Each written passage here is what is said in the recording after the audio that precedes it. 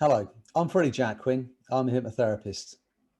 Many people know me as the man who created and developed the technique known as the arrow technique, which helps people overcome chronic long-term pain, whether that's physical or emotional pain. But today I'm going to present on a technique that I've been using for over 25 years. I call it parts negotiation.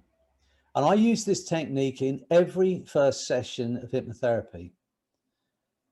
Now, the reason I use this technique is because I believe that parts negotiation deals with the underlying programming, the processes behind any kind of habitual behavior or any kind of irrational fear and anxiety. So I'm going to explain how I see this and how I work with it, and you'll be able to use this as well. And the joy of working with parts negotiation is that it doesn't matter what your client presents with, because you're going to explain to them and you're going to show them how parts negotiation can overcome that underlying process and programming. So this is my explanation. As human beings, we have a phenomenal ability to learn complex things and then allow them to become something we do automatically. Driving, walking, reading, writing, learning a language, swimming, typing, so many things, so many complex things that we learn to do, and then we allow them to become something we do automatically. Some of you watching this video will have at least 2 languages. So if English is not your native language, at some point you would not have been able to understand me. But now you cannot listen to me and not understand what I say. But yet that was a complex thing to do when you first learned to speak English. And there are so many things like that. The joy of it is, as human beings, we learn these complex patterns of behavior, and at some point it drops out of our conscious learning and becomes something we can do automatically, if you like, without thinking. Driving is the best kind of example, if you like. When we first learn to drive, there seems to be 100 things to think about. And then you get your license, you get your car. There comes that day for everybody. One day you're driving home from work, you pull up outside your house and you think, how did I get here? You've been on total autopilot. Well, that ability to learn something as complex as driving or reading or writing or speaking, and then allow it to become something you do automatically, it's an incredible ability. And it allows us to function at the level that we function as human beings. But where that ability works against us is when we learn a habit like smoking or eating for comfort or an irrational fear or anxiety. Because I often have people say to me, my doctor says I must quit smoking. And I say to them, it'd be like you saying to your doctor, okay, doctor, I want you to figure out how to walk. And the doctor says it's ridiculous. It's no longer something I think about. It's something I do automatically. Many of my clients, my smoking clients, will come and say they've been smoking 30 cigarettes a day for 30 years. I say that's an incredible feat. To try and remember to do something 30 times a day, every day for 30 years without fail, it's an incredible feat. You couldn't do that consciously. At some point as a child, maybe 12, 13, 15, it seemed important that they smoked because their friends were doing it. But there came a point in time, and they wouldn't have done it consciously, where they go, this is important, but I don't have to think about this forever. Remind me to have a cigarette every 30 minutes.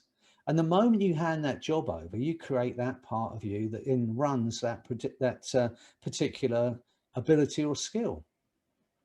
And to try and change something that's running unconsciously, consciously is impossible. Parts negotiation gives you, the operator, the hypnotherapist, access to the underlying programming. So you can change the program so it runs differently. I often say to my clients who smoke, I say, imagine instead of lighting up a cigarette 20 times a day, imagine if that part reminds you to do something of real benefit for yourself. Pick up the phone another 20 times a day to get some more business. We can change the program so it runs in a much better way. So this is how I get into it with my clients, and it's very simple. It doesn't matter, as I said earlier, it doesn't matter who walks through the door or what their problem is, because at some point I am going to frame this as a part of them that's running that program or that problem behavior. And this is how I do it. I'm going to sit and I'm going to listen to my client in what we call the pre-talk, whatever that might be, pre-hypnosis. But I'm going to listen to them, and I'm waiting for a moment when they've explained their problem to me. So let's say it is a smoker, and they say I'm smoking 20 cigarettes a day and it's killing me and it's costing me and it's risking my time at my family. And I'll sit and listen. Then I say to them, as if I've just thought of it, I say, so you're smoking 20 cigarettes a day, it's killing you and it's costing you and it's risking your time with your family, and you don't want to do this anymore. And they go, no, Freddie. I say, but it's almost like as a part of you continues to light those cigarettes up, even though they're killing you and they're costing you. They go, yes, Freddie. I've seen 20,000 people to help them quit smoking, and not one of those people has said, no, Freddie, that's not what it's like. You know, if someone comes in, they've got an irrational fear or anxiety, let's say a flying phobia, and they say to me, I want to travel, I want to take my kids on holiday, I want to be able to get on a plane, I want to be able to go all around the world, and I want to be able to do that, but I just can't do it. I panic and I can't do it. So I say, so you want to fly around the world, you want to travel with your family, you want to go on holiday, and you want to do that? And they go, yes, Freddie.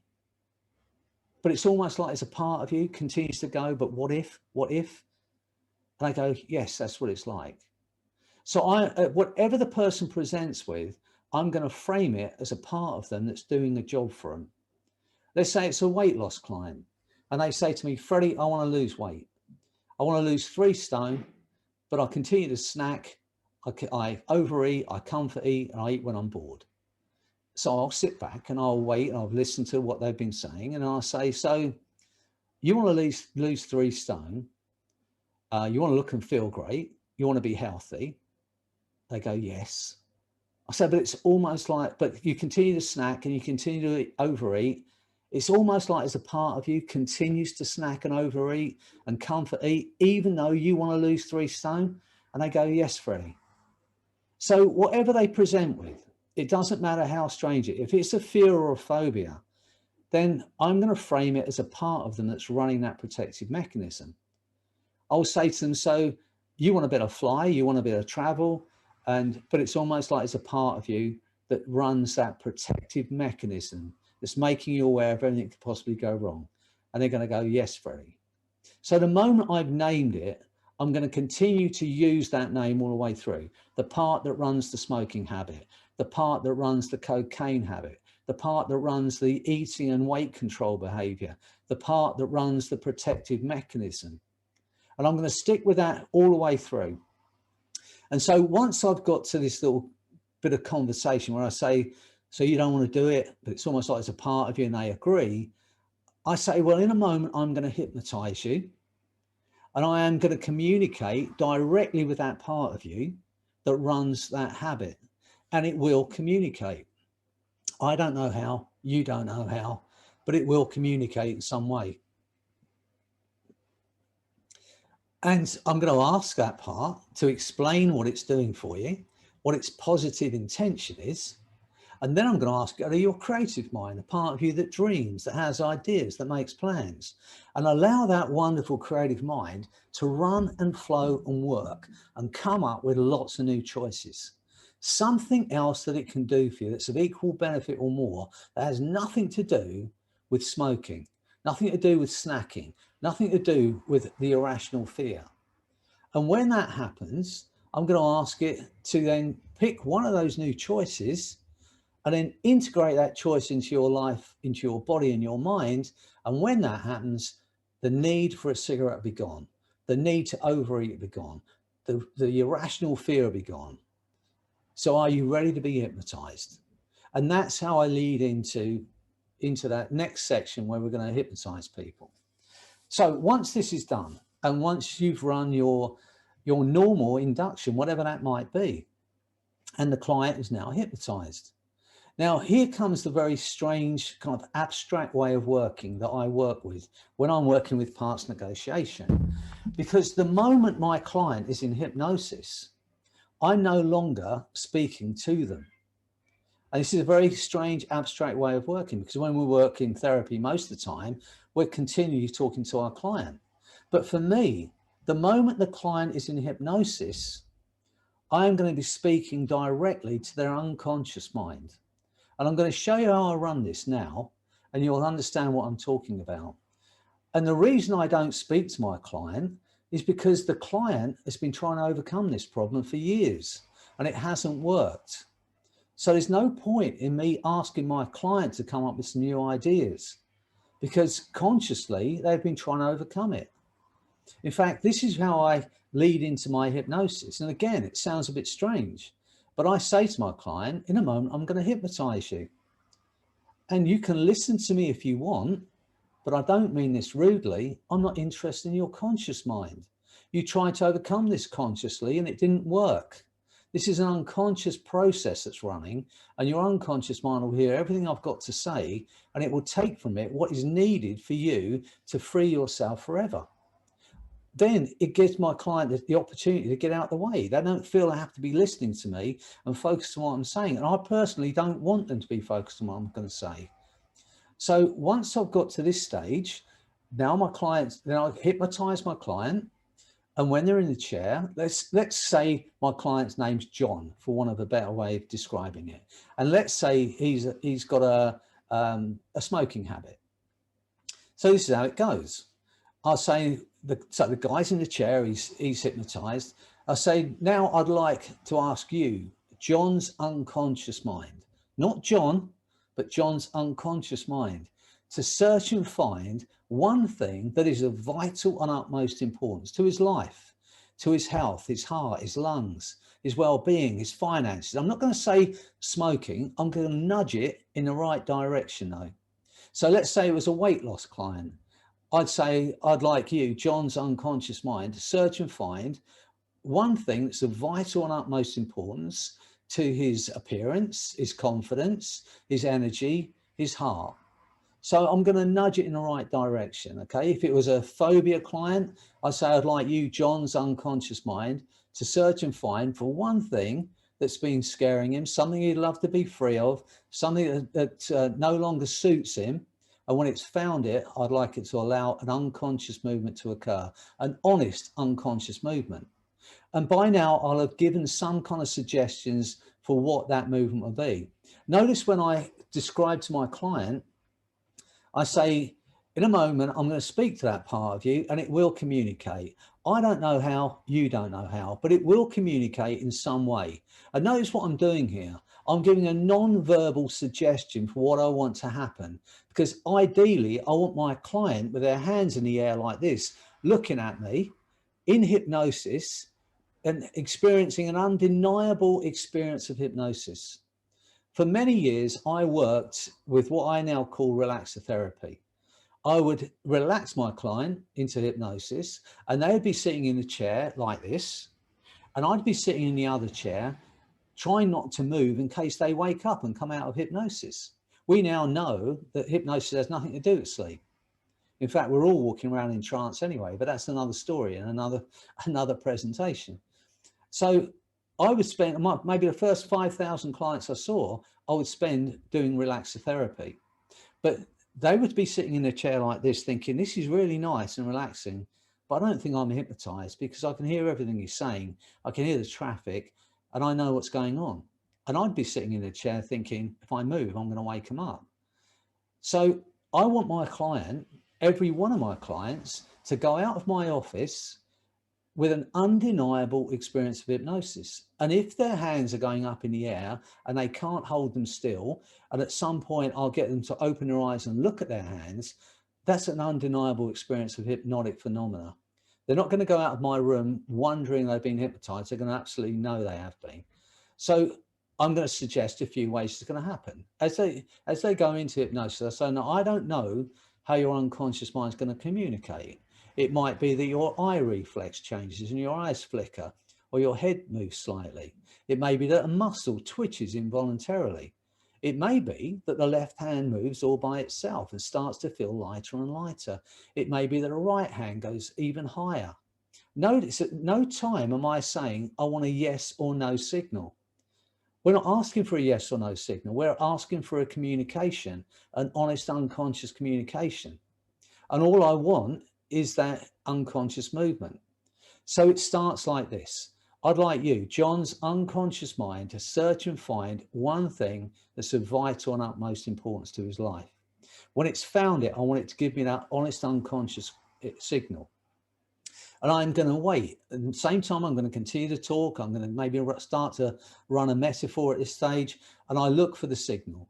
And I'm going to pace and lead everything my client gives me. So it might just start with the eyes flickering. And I'm going to say, that's right, eyes flickering, hands lighter and lighter. So I'm going to pace what they're giving me. I'm going to lead it to where I want it to go.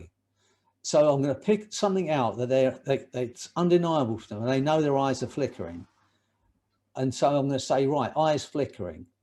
And as those hands continue to lift, now I'd like you, John's unconscious mind, to hand the signal to the part of John that's responsible for the smoking habit. And when that part's taken full control of those signals, I'd like it to increase both signals at the same time. And I'm going to be looking for the signal. Notice I am not speaking to John.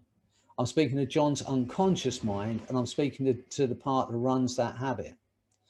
Now, once I've got that signal, I say this. Now I'd like to ask that part that runs the smoking habit to explain to John what it is that it's been trying to do for him, what the positive function of the smoking habit has been. And when John fully understands at whatever level what that part's been trying to do for him, I'd like it to increase the signal so that I and John know that he knows the reason. And I'll wait for a signal. Then I say, I'd like to ask that part now to go to John's creative mind, the part of John that runs that creative ability, that plans, that can dream, that can have ideas, and allow that wonderful creative mind to run, flow and work and come up with lots of new choices. Something else that it can do for John that's of equal benefit or more, that has nothing to do with smoking, eating, or any other form of chemical. So now we're covering all the bases, because a lot of clients come in and they think, I don't want to give up smoking and then put on weight. But by saying that, find something of equal value that has nothing to do with smoking, eating, or any other form of chemical. We don't want to swap in their smoking habit for a cocaine habit or a cannabis habit. And it covers it. And each time it identifies a new choice that it believes, because we're going to give that part credit. We're not going to say it's a bad part.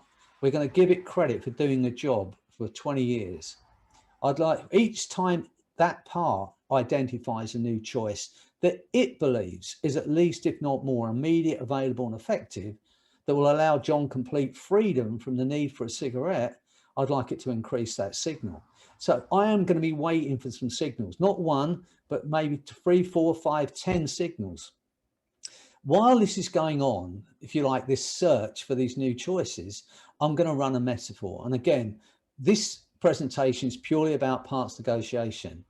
If you ever come and do some training with me, I'll explain exactly how we do this. I might run a fast phobia cure in the middle. If it's a phobia session we're running, it might be that I run what I call the Jacquin time machine while this part's off searching, so that I can go and what I call review and reassess a past trauma.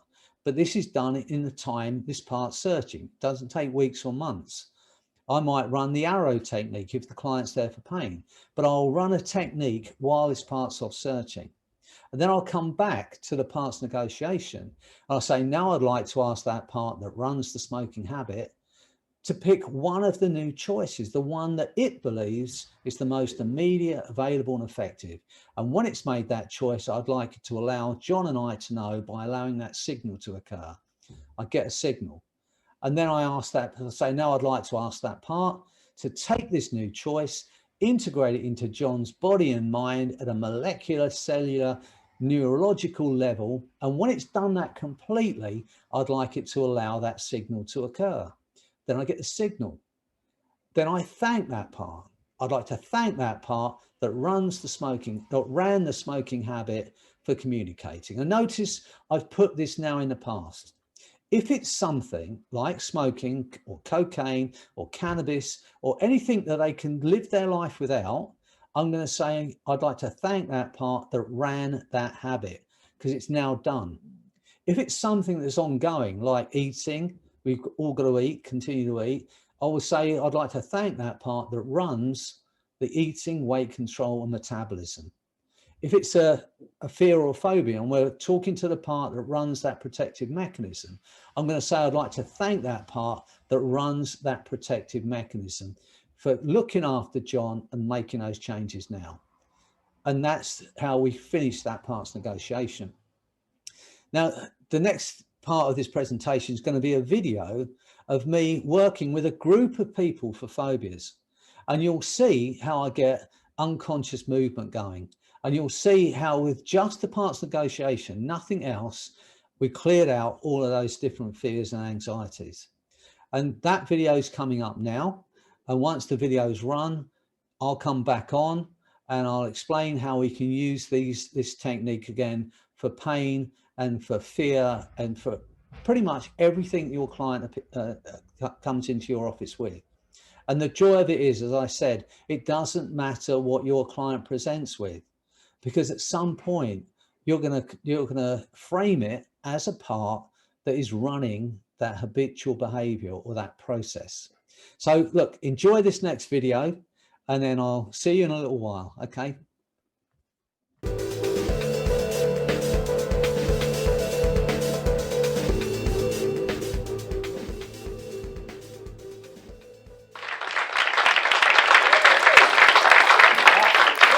Afternoon, everybody.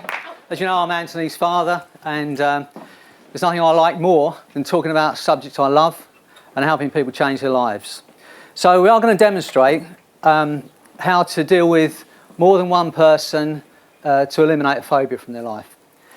Now, it started with me. I started doing groups for smoking, up to 200 people at a time, and weight loss groups. We'd have a toilet break after the normal preamble beforehand. I say everyone to be comfortable, so if we have 10 minutes, everyone wants to use the toilet. In the meantime, if anyone wants to come up for a phobia, sort the phobia out, come up. And I expect to get 2 or 3 people up, and in a group of 200 people, we'd sometimes end up with 20 people up. So I only literally had 10 minutes while people were going to the toilet, back from the toilet, to resolve these phobias. And we're going to I'm going to demonstrate how to do that now. Now, on a normal circumstance, when you're dealing with a phobia, it's very specific to the person. It might be, you know, a dog phobia, needle phobia, height phobia, whatever it might be. And it's very specific and personal to that person. So the thought of being able to deal with multiple phobias of different kinds, for most therapists and most schools of therapy, would say that can't be done because it's an individual thing. But because the way we teach at the college, we teach content-free therapy. It's pretty much what Anthony did earlier, you know, and for all of you, even if you're performers and you're not therapists, if you have the ability, which most of you do, and probably all of you do, have the ability to take someone into a trance, and you can do what Anthony did, which he said, there might be something that you'd like to feel better about. You know, by doing that, you're staying out of content. You don't know what that thing is. Something you'd like to feel better about. And as your hand lifts, that's going to seem funnier, and when you look at it from a distance, it's going to seem funny to you. And as you look at it, and you will never feel the same way about it. Now, that's a very pure way of doing therapy. And for me, I have to tell you, it's the best way to do therapy. I've worked with people who have been the old school therapy, psychoanalysis. In fact, I trained in hypnoanalysis, taking people back through all the rubbish in their life. You know, a great way of making money, very poor way to deal with your clients. You know, you take them back through all the rubbish in their life and hopefully come to that cathartic moment where, oh yes, that moment of enlightenment. Whereas as hypnotists, a hypnotherapist, we have this phenomenal tool called trance, if you like, which enables us to move people from where they are to where they want to be. And I had a sign on my therapy wall, and it's an Ericksonian quote, so it's not mine. I wish it was. But it's this: therapy is not sought for enlightenment into the unchangeable past, but because of a dissatisfaction with the present and the wish for a better future. So when I deal with people, they will want to tell me why they're like they are. And I don't want to be rude and say I'm not interested. And you need to build rapport, so you might listen. But for me, the question I want to get to as quickly as possible is, what do you want? How do you want to be tomorrow? How do you want to feel next week, next year?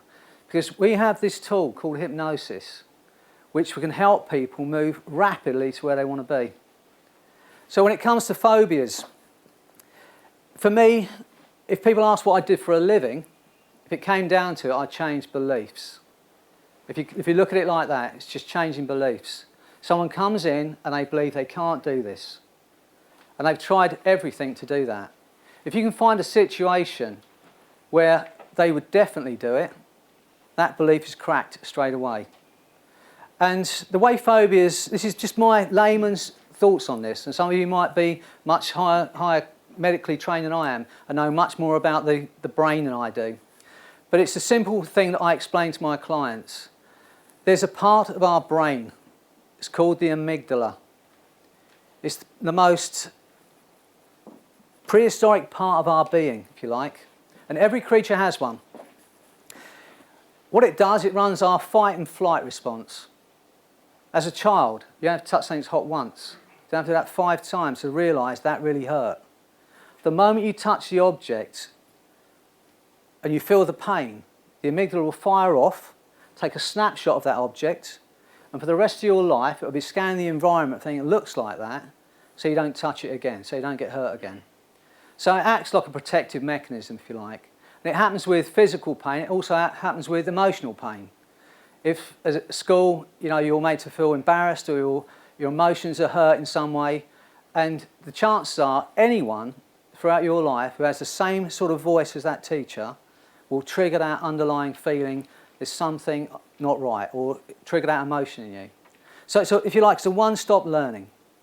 And in that instant, and we're going to talk about content-free therapy, and it's the hub of everything we do. And those of you who've been on our course will know this. Everything we teach is built around this one thing, which we call a parts negotiation. Now, the idea of parts has been around for years, probably 50 years or so. And throughout history, in every field, genius is thrown up. When it comes to writing literature and plays, there was Shakespeare. We have other people who discover how electricity is used and formed and whatever. Brilliant people in every walk of life, whether that's in mechanical devices. And with therapy, for me, the genius was Erickson. For whatever reason, he had an insight into how the mind worked, not how the brain works as much as how the mind works. And he found that he could move people from where they are to where they want to be very rapidly. We also had, luckily for us, because I think if it just been down to Erickson, most of you in this room would not be doing what you're doing. It took Bandler and Grinder to go and study the man and put it into a form, into a way of understanding that we could all understand and use. And they had a purple patch as far as I'm concerned. Within that first few years of modelling, they came up with a few brilliant techniques. I know timeline's Tad James, but pretty much learnt from what Erickson taught at the time. There's anchoring, and there's the fast phobia cure. There's all these brilliant techniques, but the one that we use is what's known as a 6-step reframe we call a parts negotiation.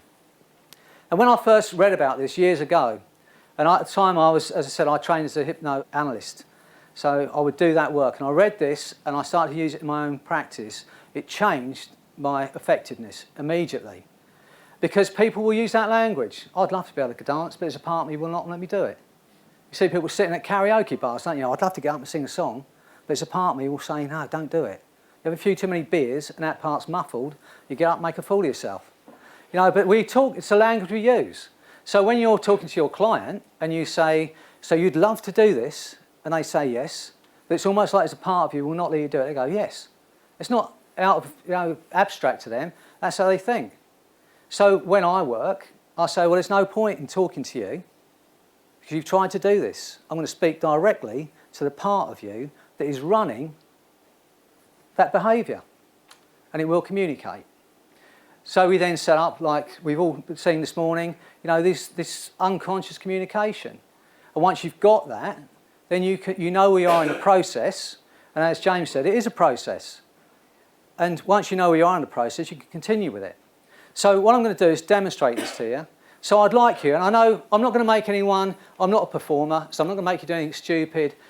I would like anyone here that's got a fear, an anxiety, a phobia, a limiting belief that they'd like to be rid of today in this next few minutes, to put your hand up, come up. Anyone. We've only got a limited amount of chairs here, so you know, use it today. Come up. Yeah, come up. Yeah, come up. Yeah, come up. Yeah, come up, Scott. All right, come through. There's no more chairs. We'll pull a few more chairs out.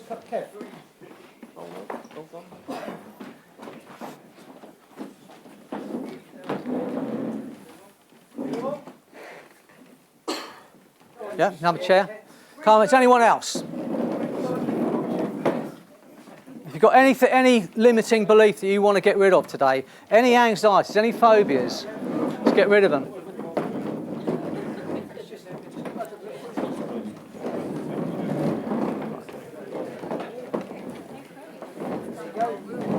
Yeah. Be sure some of them. Well, it's too late now. If you had the fear of coming up, it's too late. I can't help you. Right. Okay, just so I can get to all of you, just move up one tad. Just a bit, that's it. Sorry, what was your name? Steve. Right. And your Sammy. Right. And your name's? Suzanne. Hi. Suzanne. And your? Mark. Mark. All right. Okay. Right. Now there are two things that I symptom scale in therapy. There's only two things that I symptom scale. One of them is pain, and because when you alleviate someone's pain, it's very hard to remember how bad that was. So if someone comes in there in chronic pain, you symptom scale on a scale of 1 to 10. How bad is it? Because you know that at the end of that therapy, you're not going to be able to feel that pain. And it's a very clear thing, because I've already said earlier, yeah, it was a 10. So it's the same with fears and anxieties.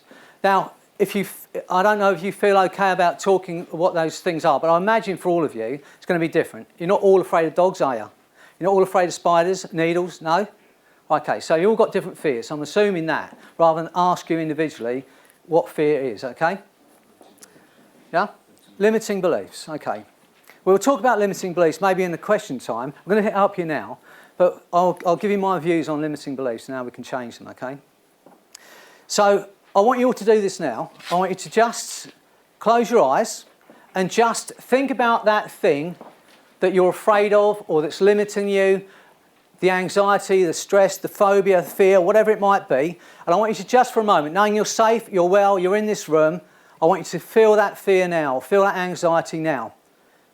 Okay, can you all do that? Yeah, okay. Open your eyes. On a scale of 1 to 10, how bad is that fear? 8 or 9. Okay, Sana? 8 or 9. 8 or 9? 8? 7? 4, okay. Because in a moment, you won't be able to feel that fear at all, okay? There are some things that we deal with, such as needles, snakes, spiders, dogs. There are things that you need to have a natural concern of. And some people, without thinking, will try and eliminate a fear completely. The way I'll work, and you'll hear me say it in a moment, is I'm going to ask your unconscious mind, and it's going to communicate, to one, first explain what it's trying to do for you. And it's obvious, it's trying to keep you safe and well. It's a protective mechanism. But I'm going to ask the question anyway. I'm going to ask it to explain what it's doing for you, and then I'm going to ask it to go to your creative mind, the part of you that dreams, has ideas, makes plans, and allow your creative mind to run, flow and work and come up with lots of new choices, lots of new ways of keeping you safe, well and protected, but at the same time allowing you the freedom from the irrational fear and anxiety you've been feeling. Allow you the natural concerns that everyone should have so you can be safe, but allow you the freedom from the fear and anxiety. Now when that happens, and I promise you it will, you'll be unable to feel that fear and anxiety or that lack of belief that you've been feeling. Okay? So to do this, all you have to do is absolutely nothing. I want you to look on it as time out. Listen to me if you want, but I don't mean this rudely. I am not interested in your conscious mind. You have tried to do this consciously, it has not worked. This is an unconscious program that's running. Your unconscious mind will hear everything I say, and it will take from it what is needed for you to free yourself from this anxiety and fear, okay? So what I'd like to do, can you all place your feet flat on the floor? And just place your hands lightly on your legs. Hands lightly on your legs, Steve. Sit. Okay, I'm going to show you what I'm going to do, and I'm going to do it. In a moment, I'm going to reach over and pick your right hand up. As you pull your hand up to here, I want you just to allow your eyes to close. I'll push your hand down, your eyes will open. Pull your hand up, your eyes will close. Push your hand down, your eyes will open, okay? Right, got that? Okay, I'm going to start with you, Andrew. I'm going to work my way along. Don't go into a deep trance till I get to you. Let's pull that hand up, allow your eyes to close. Let's push your hand down, allow your eyes to open, relax even more. As that hand goes back up, allow your eyes to close. Let's push your hand down, allow your eyes to open, relax even more. As that hand goes back up, allow your eyes to close. Feel that wrist stiffening now. Feel the elbow joint locking. Feel the forearm muscle tightening, that's right. Feel that bicep tightening into your shoulder. Feel that arm going completely rigid. It just hangs there. Every word I say now, Andrew, every breath you take is going to take you deeper and deeper into that trance, even deeper than before. As that arm goes up, allow your eyes to close. That's right. Feel that arm locking. That's right. It's gone already. Go deeper, deeper down. That's right. As that hand goes up, allow your eyes to close. That's right. Go deeper, deeper down. As that arm just hangs there. Muscles locking, arm locking. Go deeper and deeper. 10, 20, 1,000 times deeper now. Every word I say is going to take you even deeper into the most wonderful state. Go even deeper. As the arm goes up, allow your eyes to close. That's right. Let's push your hand down, allow your eyes to open, relax even more. As that hand goes back up, allow your eyes to close.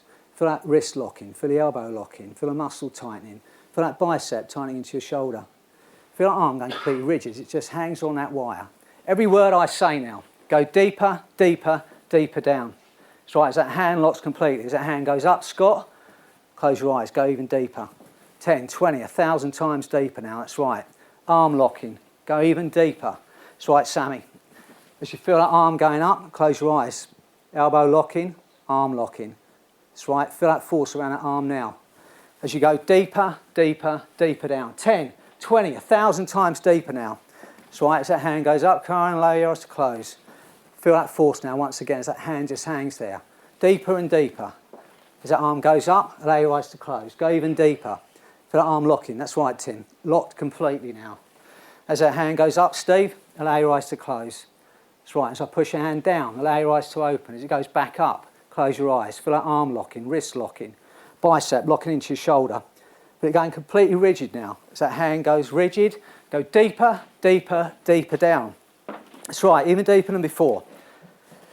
Because with the eyes closed, you can continue to relax now. That's right, even deeper. As I count rapidly from 5 down to 0, every muscle, nerve and fibre will relax as that arm locks completely. That's right, head's relaxing, body relaxing. 5, going deeper and deeper now. 4, every muscle, nerve and fibre relaxing. 3, feeling of freedom from every limiting belief now. 2, to achieve that goal of freedom, do it brilliantly. 1, a wonderful feeling of empowerment now. Go deeper, deeper, deeper down. As you relax, go even deeper. You can use your unconscious mind as a resource you can learn from, really have an experience now. One that's satisfactory to you. All that's needed to build a good rapport with the unconscious. That's right, deeper, deeper, deeper down now. All that's needed to build a good rapport with the unconscious is to have a line of communication. Sometimes the unconscious communicates by movement. It may be that the eye reflex changes and the eyes flicker. That's right. Or the head moves slightly to indicate yes. Or a muscle twitches in a leg or foot involuntarily to indicate no. That's right, you can try and keep those eyes still and they flicker even more. That's right. It may be that the left hand moves all by itself, starts to feel lighter and lighter, starts to drift up as the eyes flicker to indicate yes, or the right arm lifts even higher. Only the unconscious mind knows which it will use. That's right, higher and higher, because the unconscious mind knows more about you than anyone else. And so as you drift deeper, deeper, deeper down now, I'd like your unconscious mind to search for all the things in your life, pick one thing that's been scaring you, something you've been anxious about, a way you'd like to feel, something you'd like to feel differently about, And when the unconscious mind's made that choice, I'd like it to make that yes signal absolutely clear to me, with honest unconscious movements I understand. I don't know a bit of left hand, right hand, both hands that drift up first as the eyes flicker more and more. But you'll know, that's right, finger lifting, hand lifting, before I do, as the movement begins. Even as you become aware of certain sensations now, feel that force around that wrist, pulling that hand up off that leg, lighter and lighter. Even as you become aware of that movement, it increases now as you feel that energy around that hand. There it goes, higher and higher. One thing that you'd love to be free of, a way you'd love to feel, that's right, higher and higher. And as you go deeper and deeper down, as that hand continues to feel lighter now, I'd like your unconscious mind, hand over those signals to that part of you that is responsible for that protective behaviour. That's right, higher and higher. That part that runs that protective mechanism that's been keeping you safe and well. And when it's taken full control of those hands, I'd like it to increase both signals at the same time. Even as you become aware of certain sensations now, that's right. An incredible force pulling those hands higher and higher. That's right, fingers twitching, hands lifting. And as those hands continue to lift now, as you go deeper and deeper, when that part that runs that protective mechanism has taken full control of those signals, I want it to increase both signals at the same time so that you and I understand it's taking control. It's what eyes flickering more and more. Hands lighter and lighter now.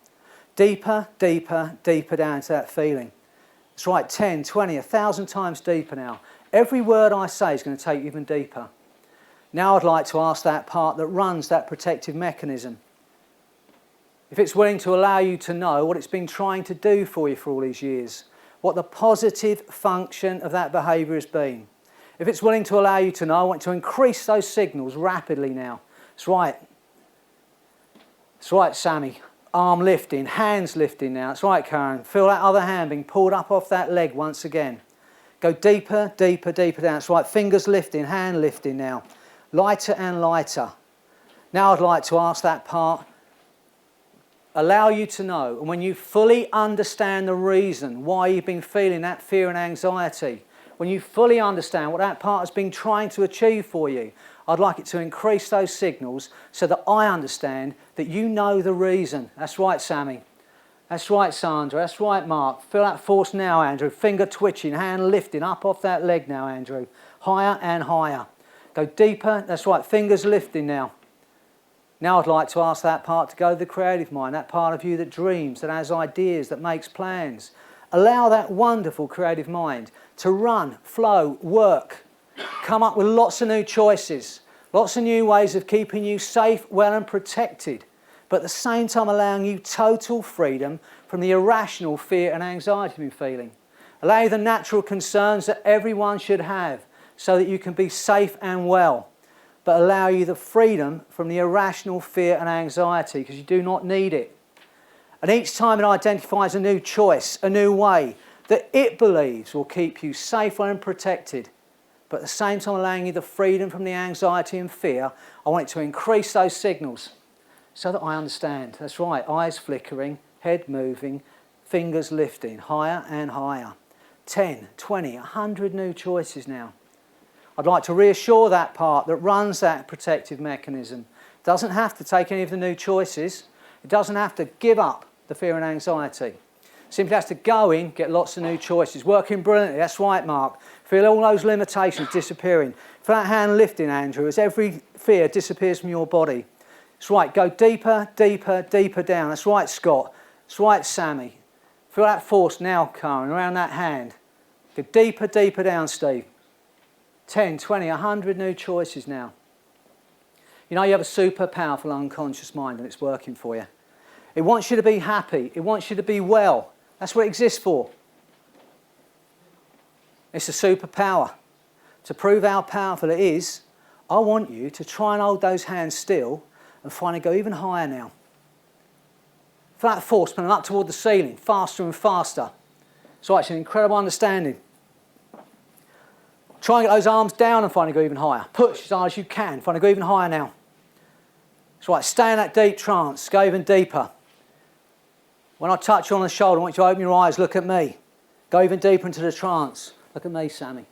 Look at me. You can try that arm down, find it goes even higher. Look at me.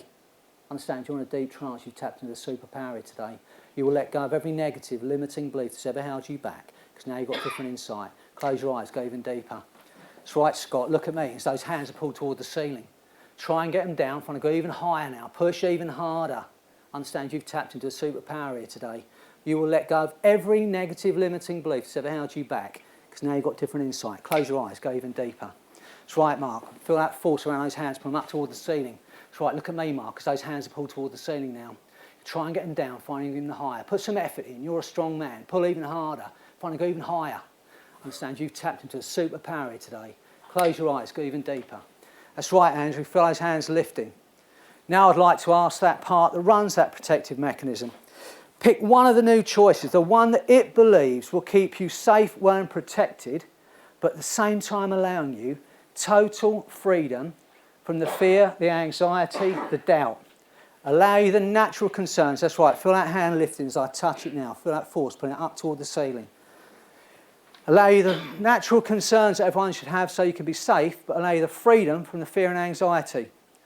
And when it's made that choice for you, I want it to pull those hands even higher. Increase those signals even more. That's right, Steve. Eyes flickering. Hand lighter and lighter. That's right. Feel that force. Put that hand up higher and higher now. That's right. Even higher. Faster and faster. When it's made that choice, I want it to pull those hands all the way up. That's right. There they go. Now I'd like to ask that part that runs that protective mechanism if it would be willing, take this new choice, do this for you, and allow you that freedom forever. Freedom from the fear, freedom from the anxiety, freedom from the doubt mark. Freedom to be everything you want to be. Keep you safe and protected, but allow you the freedom from that fear and anxiety. If it's willing to do this for you, allow you, walk away from that fear forever. I'd like it to increase those signals now. Excellent. I'd like to thank that part that runs that protective mechanism for communicating. I know you'll remember it thoroughly later on. From today, no matter how hard you try, you will never feel that fear and anxiety again. The harder you try and remember what it felt like to be afraid or anxious, the further away it'll go. From today, no matter how hard you try, you will never feel that fear and anxiety again. And the harder you try and remember what it felt like, the further away it'll go.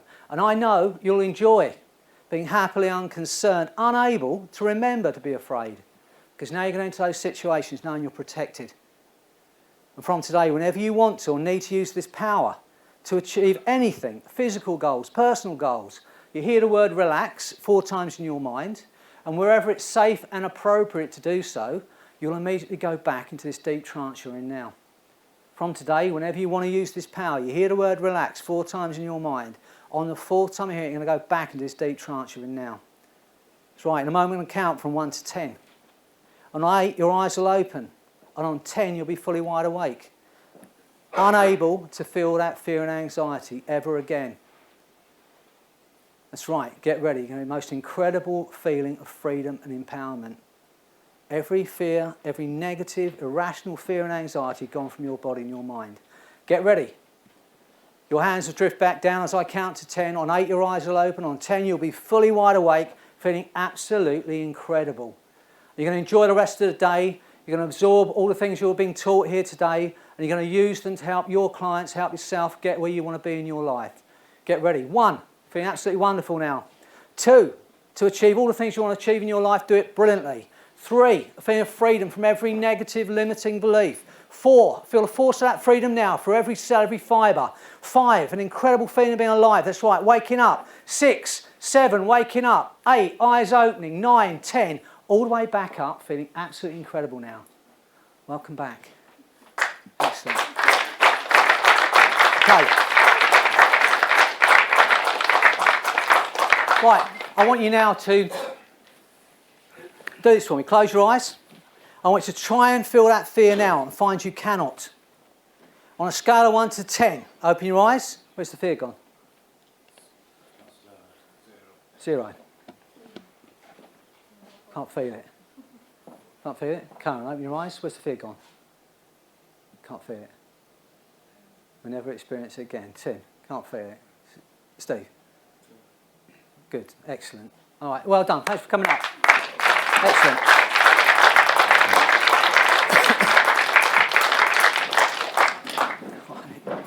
Well done.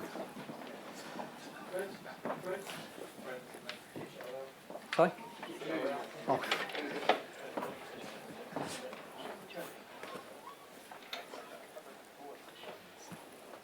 In a moment, I'm going to count from 1 to 5. Your eyes will open. You'll be fully back up, feeling absolutely incredible now. Get ready. 1, feeling absolutely wonderful. 2, body steadying. Shaking, stopping. 3, feeling of freedom. 4, feeling absolutely wonderful now. 5, all the way back up. Eyes opening, all the way back up. Feeling absolutely incredible. And it's going to sit with you. Bring you all the way back up. Now, Jo, I've worked with Jo for some years and she's been on our courses quite a lot. Some of you have met her before. And I've just been through that induction. Because she's had that induction a few times before, she's gone spontaneously into one. But no, she's going to be all right. She's sitting next to her. Okay, so I hope you understand that for me, and it's the reason that I say we can teach people how to be hypnotherapists in a very short period of time. Because all the time, and a lot of therapies when you're taught it, you have to try and figure out why the person is like they are. Now, the moment you start to think, I know why that person is, why they are, and it's so easy, we're human beings. Someone's had a terrible traumatic childhood, and you've had a traumatic childhood, you might think or believe you have an insight into how they feel. And you could be a million miles off the mark. You have to, and this is what I would suggest to people, assume you know nothing about how they feel. We start with a core belief that the person, the client, has all the resources, all the strengths, all the understandings to overcome their problem. What I have as a therapist is an ability to take them into a state where their conscious limiting mind is out of the way for a while and their unconscious mind is to the fore. And your unconscious mind, this is my theory, and I sort of have a right to the theory now because I've seen 30,000 clients. My theory is this: the unconscious mind exists for 2 reasons.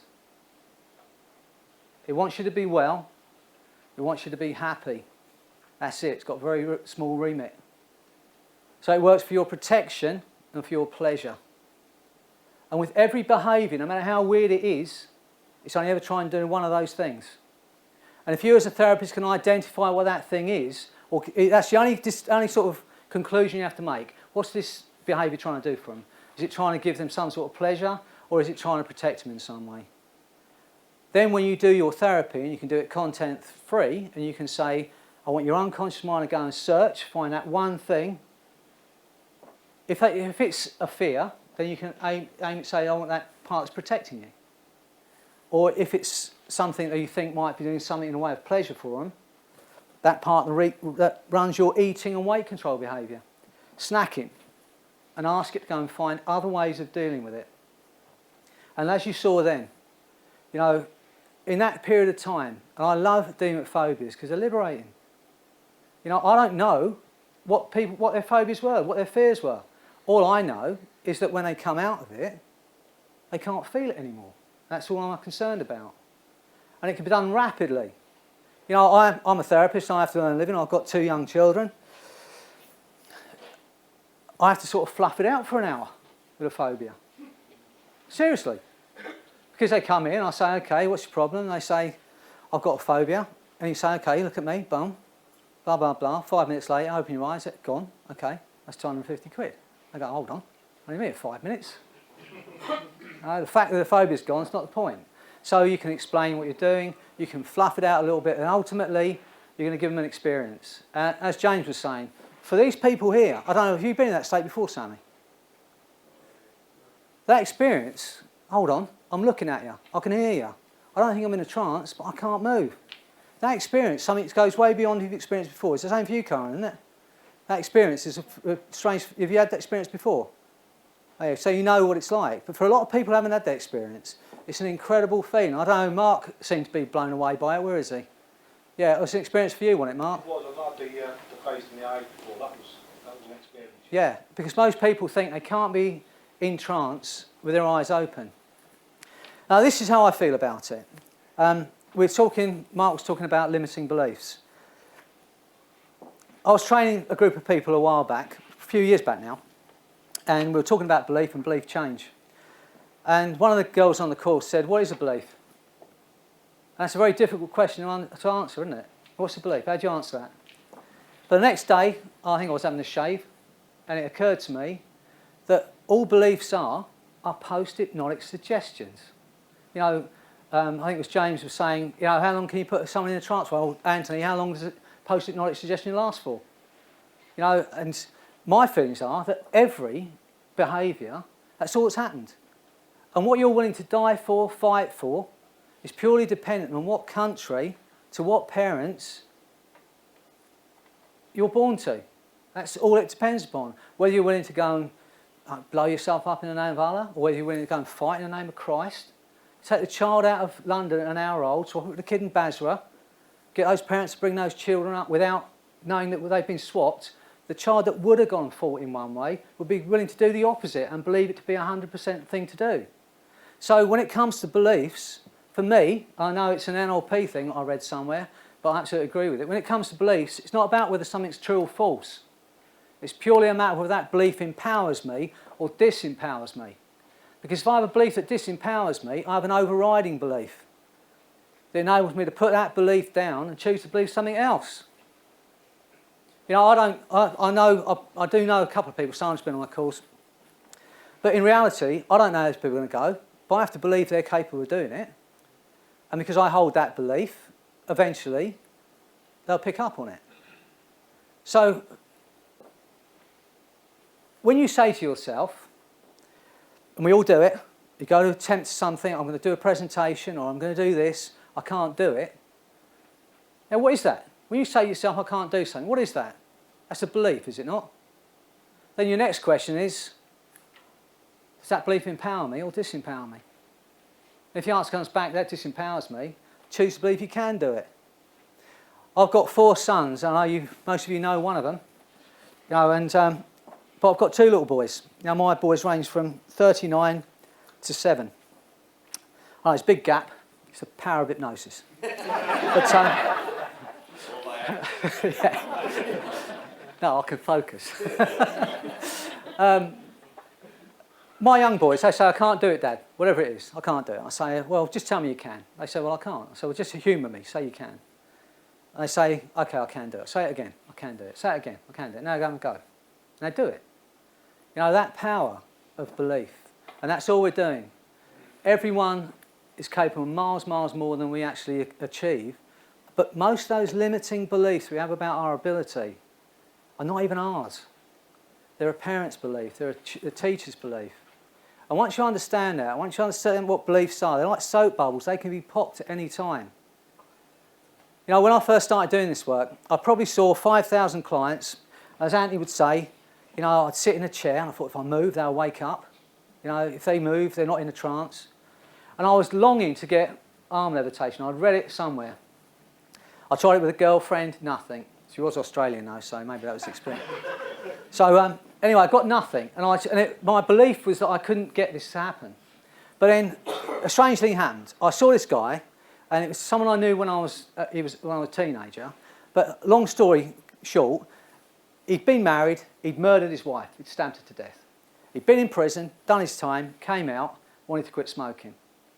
So he phoned me up, and he couldn't even be seen in the area, so it was a sort of cloak and dagger thing. Can I come and see you? Yeah, come in. Sat in a chair, took him in a trance. Yes, thank you, God. The God of hypnosis has given me an arm levitation. But once I got it, everyone got it. All that had changed was my belief. Now, it wasn't that everyone after that was capable of it.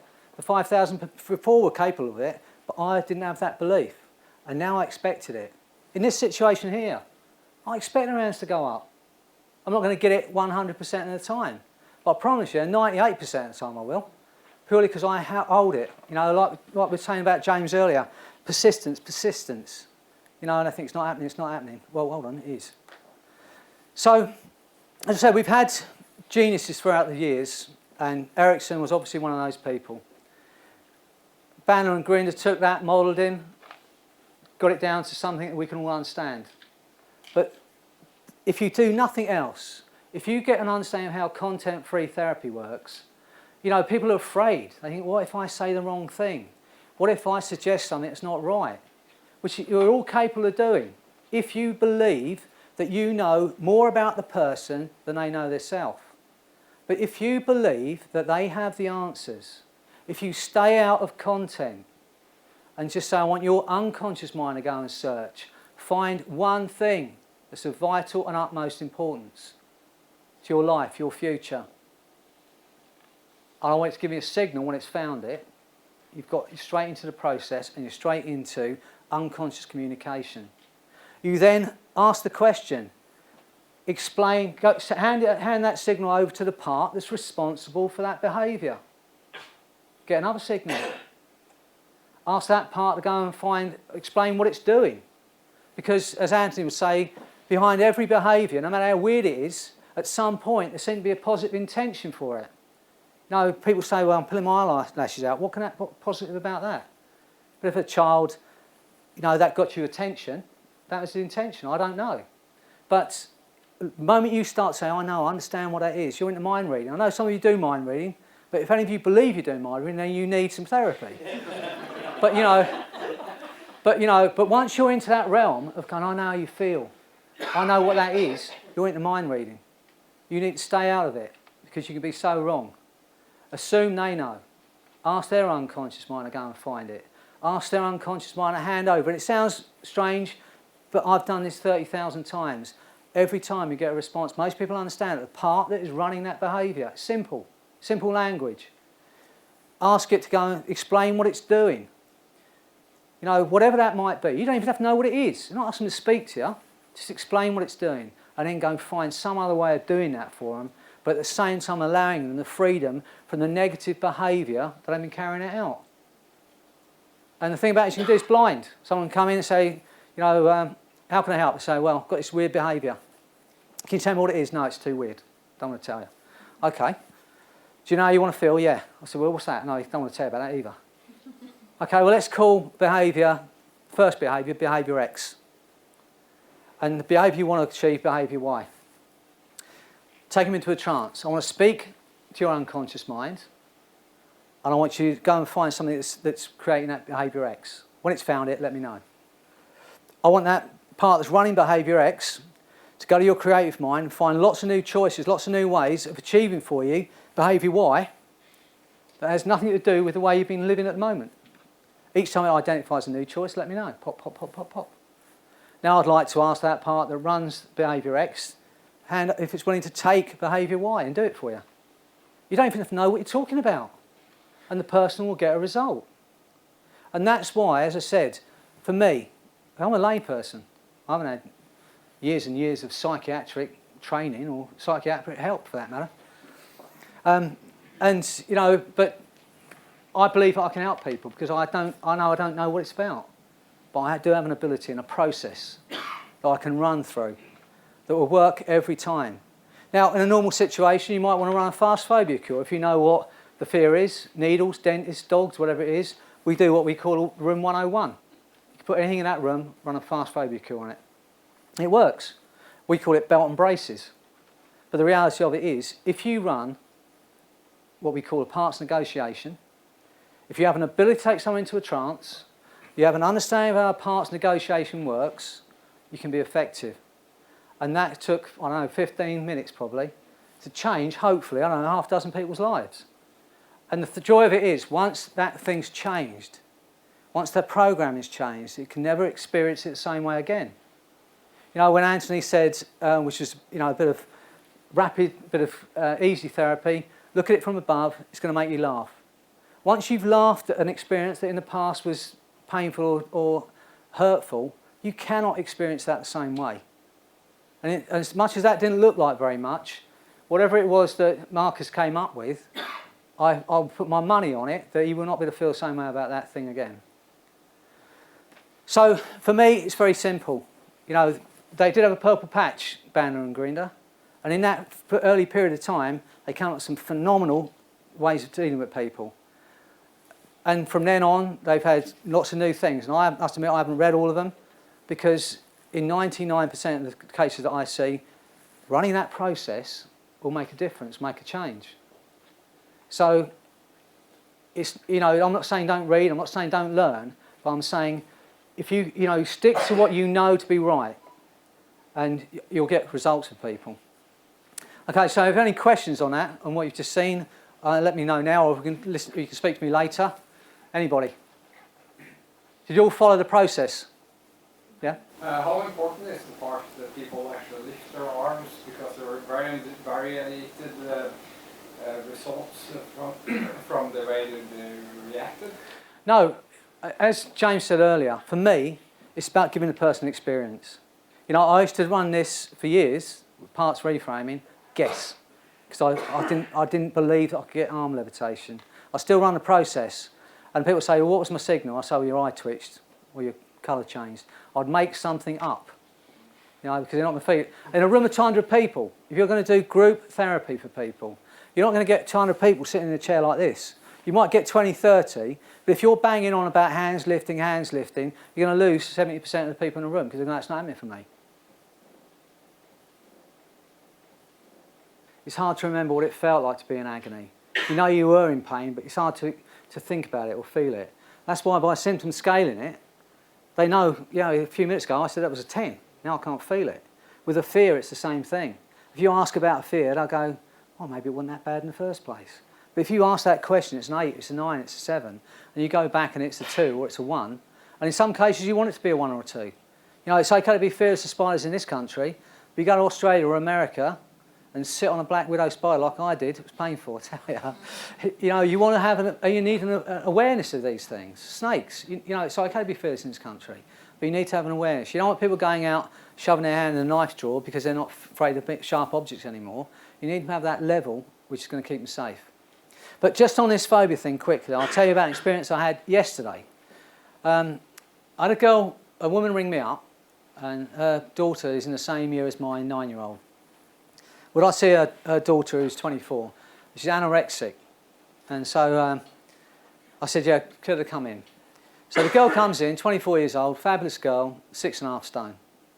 And so she said, I've been in this place, and I said, was it any use to you? She said, well, they did make me put on weight. Force fed, I expect.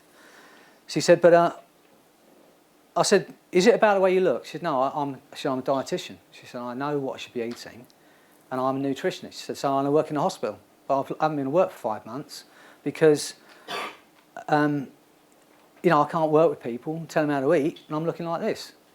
She said, I love my job. I've got a boyfriend I love. She said, and I want to be 9 stone. So it wasn't about her body, and yet she'd been treated for 5 years as an anorexic.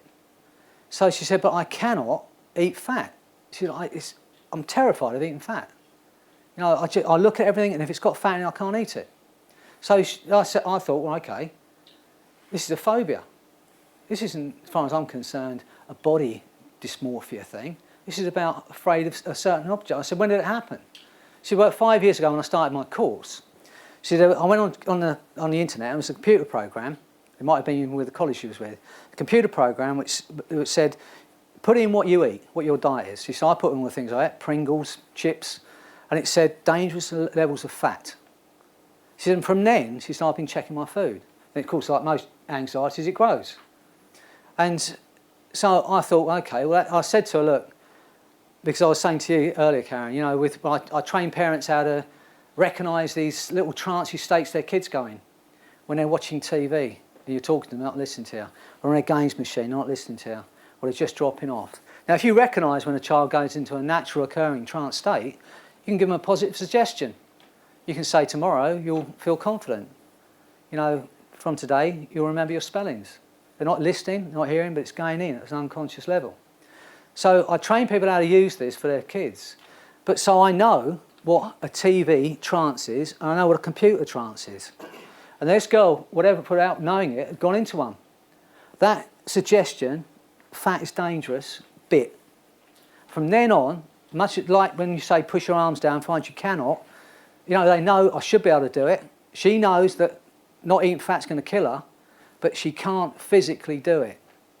And it was the same for this girl. That's exactly what happened. So I thought, I'm not going to deal with this as any other eating disorder.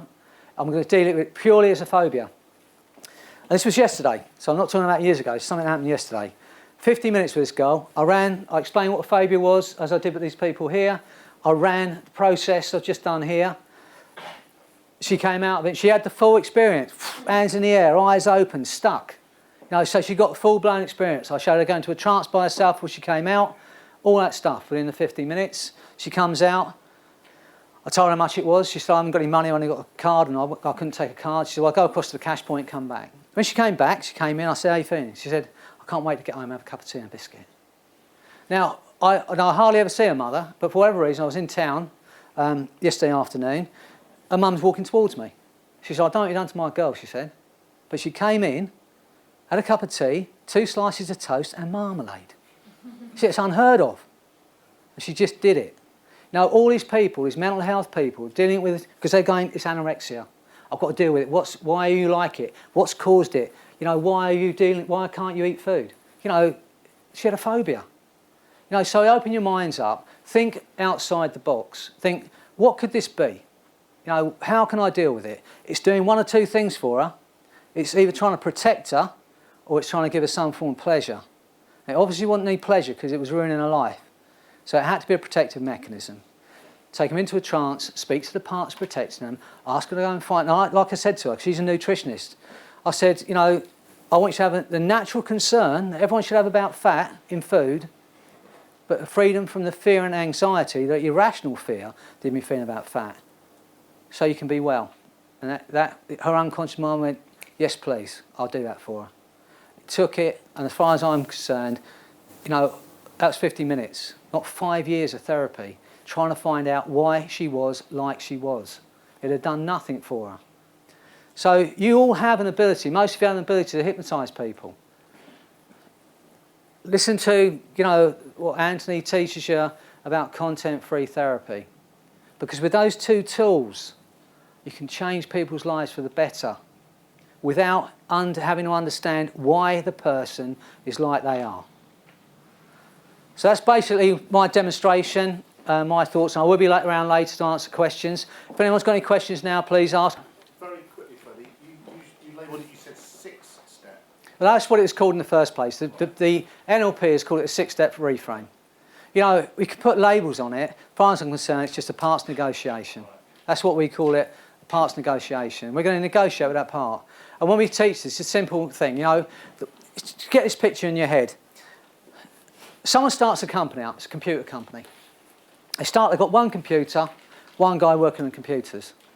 The company takes off, they have a guy there, and they have a guy who sweeps up in the place every night, comes in every morning, sweeps the floor up for them. They've both got their jobs, the business takes off. The guy ends up with more and more computers, ends up with a factory full of computers, and now they're all high tech. And all of a sudden, the computers aren't working properly for some reason. So they come to the managing director, the guy who's managing the place says, the computers aren't working properly. They say, well, go and search and find out what's going on. So he goes out and he says, we found this guy. He comes in every day and sweeps up.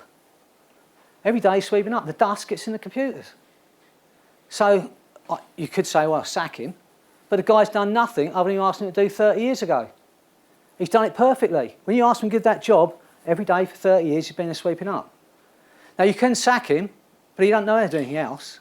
So all he's going to be doing is knocking on your door, saying, can I have my job back? Can I have my job back?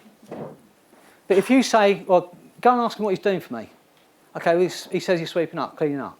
Okay, well, go to the HR department and ask him to find some new jobs. Another job that he'd like to do for us, but doesn't involve sweeping up anymore because we've got all this new technology. He goes, and every time you find a new job, let me know. Okay. Now I'm going to ask you to take one of those jobs and do it for me. And when it's found that job, if it's willing to do it, let me know. Pop. Okay, take that job and do it. He's off happy. The company's running perfectly again. And that's how I see this. The behaviour, the parts running that behaviour. When you asked it to do it, when someone's 13 and it seemed important to smoke, it seemed important to do it, even at 40, I know it's killing them. You just take that job away, the moment it gets a chance, it's going to do it again. But if you ask it to find something else to do, and I say to people, I have people smoke 30 cigarettes a day for 40 years, every single day for 40 years, 30 a day. I say it's an incredible feat. You couldn't possibly consciously remember to do something 30 times a day, every day for 40 years. You couldn't do it. At some point, they went, remind me, do this. And at that moment, they create that part that then runs that behaviour. But it's only ever doing what it's been asked to do. So you find something else for it to do, and it's quite happy off doing that. I had a guy came to me, runs his own IT company. Instead of making the light up 30 times a day, he picked the phone up 30 more times a day. He said, I'm earning 10 grand a month more. Instead of going out for a fag, he picked the phone up one more time. You know, imagine what it does for someone who's doing telesales. You know, so if you can find something of real benefit to do, it's quite happy to go and do it for you. If you just try and take that behaviour away, as we do when we just go cold turkey, or we say, I'm not going to do it anymore, that underlying program is still running. But with a parts reframe or a parts negotiation, you can change the underlying program. The whole system runs perfectly. It just runs in a healthier way. So anyway, I will be around later to answer questions. I hope you enjoyed the demo, and I hope you people that came up are free of those fears forever. Enjoy.